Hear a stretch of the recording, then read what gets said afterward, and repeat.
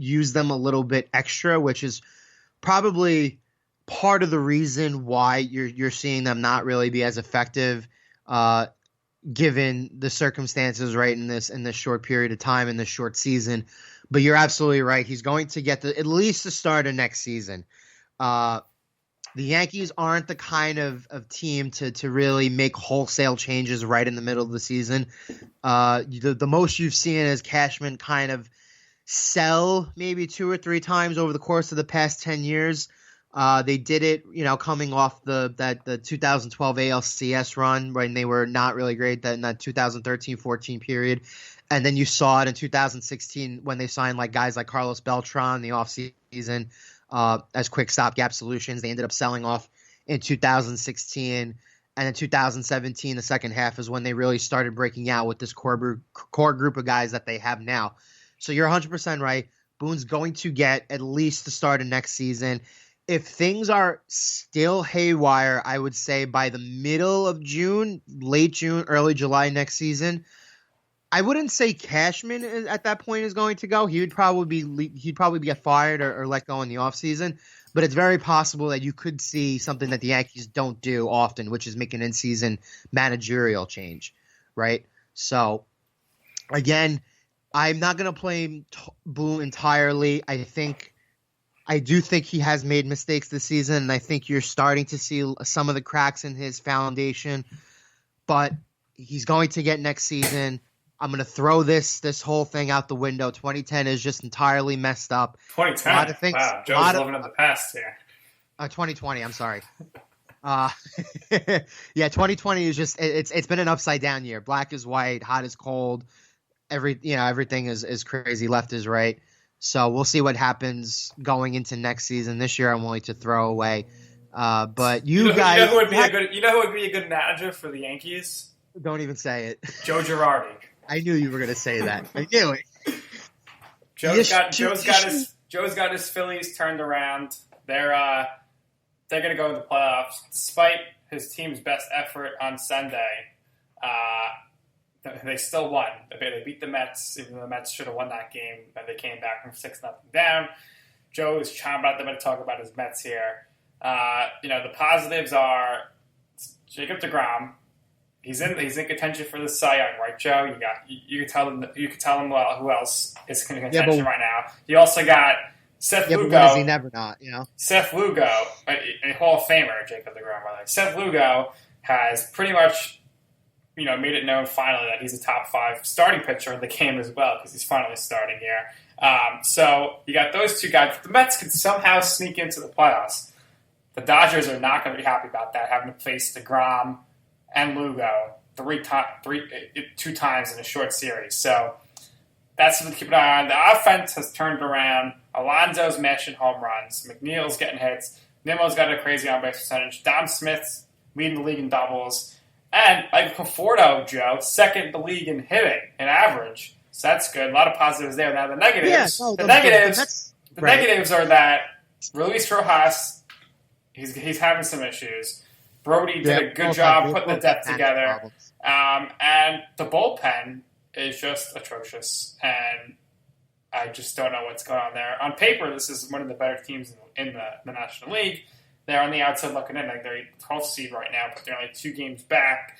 Right now, I think the Giants and the Marlins have the 2 wild card spots. The Miami Marlins. Where do you see the Mets finishing this season? And realistic, what do you think they can do? And of course, Steve Cohen. The rumor is that the Mets and him finalize their deal. That just has to go to an owner's vote. What do you think he does? Do you think he lets, depending on the sale close, that might give Brody an extra year, and then it might give Rojas an extra year. But I think if the sale closes by October, November, I think Brody and Rojas are probably going to be let go. Yeah. So point by point, I went through this the major league stats the other night. We were having a discussion about NL Cy Young, NL MVP.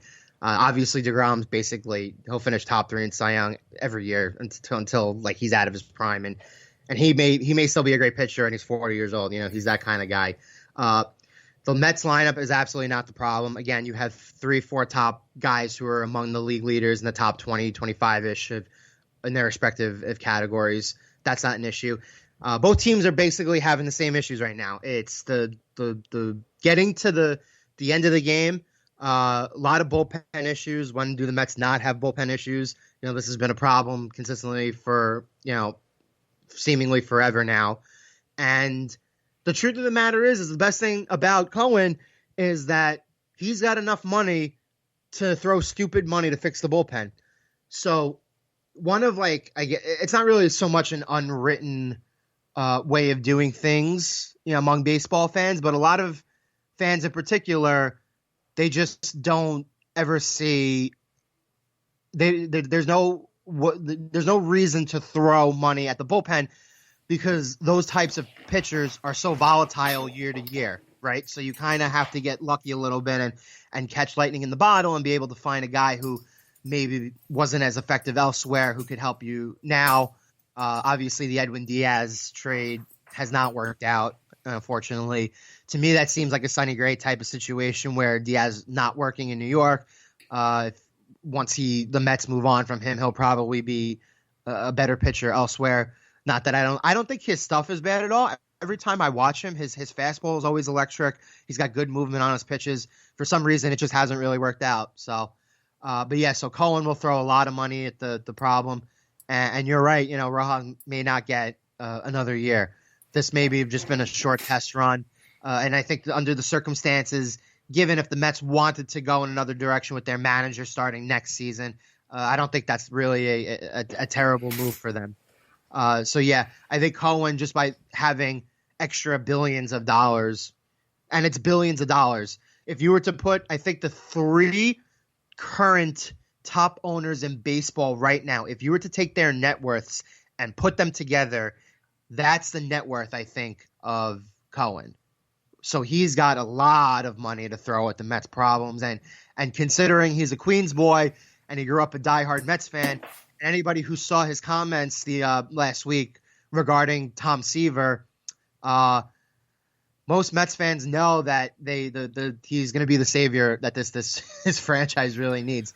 He's not really just like a faux pas Mets fan. He's like a true blue diehard, knows his stuff Mets fans with the financial means of being able to throw any type of money to fix the problems that this team has right now. So, the Yankees and the Mets right now, there's a lot of overlap. A lot of the issues both teams are facing, the same exact thing. So what do you think, Joe? Management. Do both teams get in or what? I think the Yankees get in because I think that they have the capabilities of beating up on the Orioles and the Marlins over the course of their final. I don't think it's 20 games now. I think it's a little bit less, right? But in terms of their schedule, about half their remaining games left are against the Blue Jays. I believe 3 or 4 are against the Orioles, and I think 3 are against the Marlins, right? So that's favorable for them to collect a couple of extra wins and solidify that spot. Whether they finish second in the division, whether they finish third in the division, it's probably enough to hold off another team fighting for one of the 2 extra wild card spots. And for the Mets, to be honest, if they finish third in the division, they're gonna need help. Their goal should be to try to get to second in the division because I don't think anybody's going to be able to catch the Braves for the first in the division. I don't think it's happening. So yeah, but they're so far back from the Phillies. I don't think that's possible. Yeah, I know. Obviously, you have to hope at the very least that they can jump the Marlins, and I think that's doable. But they're going to have to play at least 600 ball the rest of the way. 700 ball. I mean, it's I don't know. Everyone's hanging in there. Now, could the Mets be the first ever 16 seed to go to the World Series? I think so. I think they have that capability if they make it in. The problem is getting in. Everybody knows the Mets are dangerous if they can make it into the playoffs. But the Mets are built for the month-long playoff haul. But the problems that exist in that organization and in that roster, they're not good enough to be able to sustain that success over the course of a full season. And right now, what we're seeing, even a 60-game season. So yeah, let's not forget they lost Syndergaard, they lost Stroman. That's 2 big starting pitchers. Walker hasn't been good. Porcello hasn't been good. And their starting pitching has still been pretty good. Yeah, they've overcome a lot, but so far it's not enough. So we'll just continue to monitor that. And it's going to be interesting to see who's actually able to get in from New York, if anybody. The other thing, speaking of New York here, did you see Novak Djokavic got thrown out of the U.S. Open because he hit a ball towards one of the officials? Yes, I did. And it was actually very good that you brought that up because he's honestly probably one of the most underrated athletes, I think, in the world. A lot of those top tennis guys are just really, really exciting to watch. Obviously, we grew up watching basically Roger Federer for the entirety of his prime, Rafael Nadal, Novak Djokovic, Andy Murray. Those guys are top-notch quality guys. But yeah, so what happened was it was super interesting because it doesn't seem like a guy who lost his cool, but he temporarily lost his cool, and the line judge ended up being okay and all this. She was fine, but obviously he took to social media and he gave us this really, really lengthy, detailed, sincere apology, and I think he totally regrets it. This would have been the easiest tournament for him to win because Federer right. and Nadal both out too. Yeah, this was going to be easy for him. So there's probably a couple of bettors somewhere who didn't take him to win the event, who are probably going to be nicely financially compensated by whoever actually does win. Another thing to note here is Colin Kaepernick is back in Madden. Joe, what do you think about his rating? He's an 81 overall, which is higher than I think at least a third of the starting quarterbacks in the game. It is absolutely wild to me. So I always thought that in some regard, Kaepernick shouldn't have really, the NFL and the owners shouldn't have never really taken as hard of a stance as they did with Kaepernick. To me, he was always talented to at least stay in the NFL, whether it was kind of like a fringe starter. To me, as a backup, he would immediately upgrade the backup situation for at least three quarters of the league. Certainly capable in his own right, but not playing for 4 years and he gets an 81 overall. Come on now, that's just a move to simply, I guess, appease him. Maybe they're trying to mend the bridge, so to speak. So once a team does sign him, it lessens the blow a little bit. But come on now, he's not better than some of the guys he's rated higher than. That's silly. Get out of here. Get lost. Yeah, there's always controversy with the Madden ratings, so that's always going to be the case. And this, of course, is controversial again. We talked about the Mets, we talked about the Yankees. We didn't talk about the Jets yet, Joe. What is there to talk about? Exactly. So let's move on to the Giants. The Giants, they named their 2020 captains. Defense, Blake Martinez, Dalvin Tomlinson. Offense, Saquon Barkley and Daniel Jones. Special teams, Jabril Peppers and Nate Ebner. Joe, with the captains in the NFL, Cam Newton was named captain with the Patriots. Is it like the sport where it doesn't really matter as much? Really, all these guys do is they're able to go for the coin flip. What do you think about the captaincy in the NFL? So it's a little bit different. Obviously, with the NFL, just because of the obviously being the one of the four major professional sports with the largest roster size, I think it's important to acknowledge more so giving them the credit for being a team leader, and given everything that we've seen, obviously it was kind of a no-brainer that Saquon was obviously going to be one of the captains. Right out of the gate, he's said all the right things, done all the right things, media appearance wise, conducts himself really well in interviews. Just seems like he's had his head entirely screwed on straight and been the perfect kind of personality for that team to deal with the New York media right from the get-go.